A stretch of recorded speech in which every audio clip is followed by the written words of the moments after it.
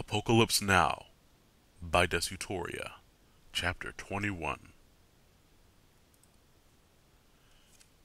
I'm fine, Harmony. Please. But she could tell he wasn't fine. Hideki only spoke when spoken to, and whenever he wasn't busy trying to convince her of his well-being. He stared into nothingness with a pained look on his face. The two sat in the bed that they'd been sleeping in less than an hour ago, only this time it was Hideki leaning on Harmony for comfort. It's not your fault, Hideki. You realize that, right? You don't know that, he answered flatly. Yes, I do. Come on. You were as careful as you possibly could have been. You didn't put any of them in danger except when it was absolutely necessary. I've killed half my team, Harmony. Meanwhile, you've managed to keep yours perfectly intact. Maybe, she said, still concerned about Blaine's intentions for examining her Pokemon. It just doesn't make sense. Rochelle turned, but Rocky's fine. And Birdo and Big Bird, too. You just took better care of them than I did. He scoffed. See, I really have lost my touch. Stop it, Hideki. I mean it. There's probably something we don't know. Or maybe I just got lucky. Wouldn't be the first time.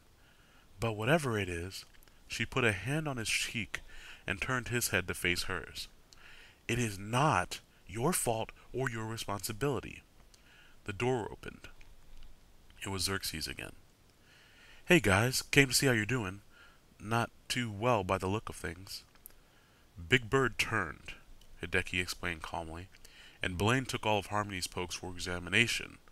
Whatever the hell that means. What does that mean?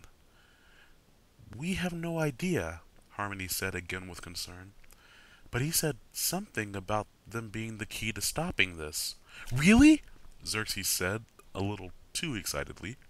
Harmony gave him a strange look. Hideki continued staring at the wall. No, I'm sorry. It's worrisome that he took your Pokemon, of course. It's just, well, if Blaine finds a cure or something, that's excellent news. How's your leg, Harmony? V asked. None of the others had even noticed her entry into the room. It still kinda hurts, but not at all like it did before. I can't walk for another couple of days, but everyone has been doing a great job taking care of me, so I'm not worried. Harmony explained this warmly as she subtly tightened her grip on Hideki, hopefully expressing her gratitude to him especially. So, are you two together now? The young girl asked bluntly. Harmony winced. She should have expected this question, especially from V. The fact that she was asking led Harmony to safely assume that V had seen her and Hideki asleep together the night before. She may not have cared then, but it made her feel slightly embarrassed to think back on it now. Come on, V, that's not... She let her voice trail off awkwardly. Actually, I've been curious myself, though I was too polite to ask, Xerxes said. You two have definitely seemed closer lately. Harmony looked to Hideki, who shrugged in a manner that suggested, tell him whatever you think. Harmony sighed. Yes, we're together. It's been a long time coming, to be honest. Hideki smiled, expressing his agreement and relief that Harmony officially considered them a couple now. I assumed you were together when I met you in the Celadon department store, Xerxes said. But apparently, this is a new development for you two. So congratulations. I think you both complement each other very well. You're cute together, V said in a matter-of-fact tone, but not without a hint of her own brand of warmth. Come on, guys, Harmony said with a sheepish laugh. Anyway, V asked me to help her train her Pokemon, Xerxes explained. I was wondering if either of you would be interested in joining us. I'd love to, Harmony said, but I'm feeling rather tired right now. I'll join in on your training session tomorrow, though, okay? Hideki, what about you? It is pretty late, he said, looking at the window at the now jet-black sky. Besides, I probably shouldn't leave Harmony here alone. It's okay, Hideki. I think you should go. V can learn a lot from both you and Xerxes. I'll be okay by myself for one night. She winked and gave him a small nudge, encouraging him to go. Hideki sighed. Alright, if you need anything, just give me a call, alright?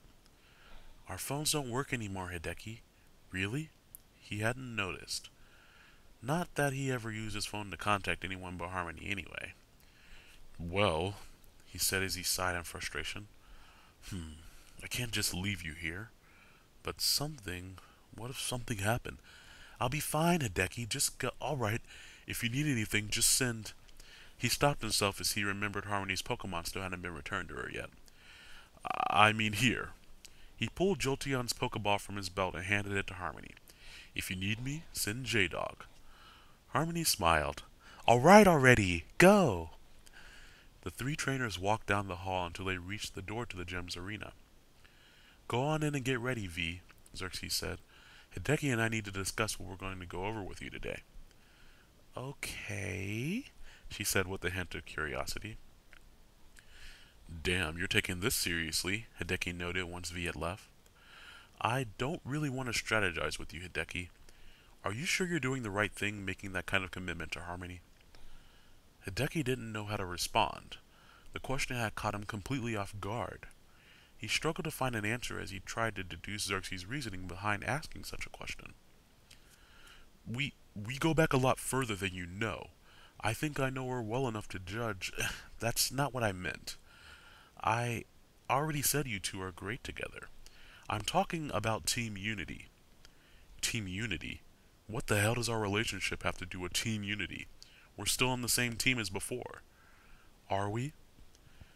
Hideki gave Xerxes a look of skeptical confusion, still not getting what he was driving at. Look, you've clearly asserted yourself as our leader. I think that's good. You have the natural qualities of a good leader. But now, you're a biased leader. And frankly, I have to question just how well I can trust you. Hideki finally understood Xerxes' concern, and it gave him pause as well. It was a good point. Hideki himself wasn't sure if he could be trusted either. First of all, he finally said, just because we're dating now, if you can even date during a zombie apocalypse, it doesn't make me any more biased than I was before. I feel the same for Harmony now that I did even before I met you. We're just more open with each other about it now. And yes, I have to admit that Harmony comes first in my book. If you're trying to make me feel better, let me finish. Harmony is first. I don't deny that. But I'd die for any one of you. Her, V, you, Blaine if it came down to it. If you consider me your leader, then I have to do it right. In a pinch, no, I probably couldn't put my feelings for her aside. But I'm going to make sure you're all safe, and I will back that with my life. If that's not enough for you, then I'm sorry. Maybe you should lead.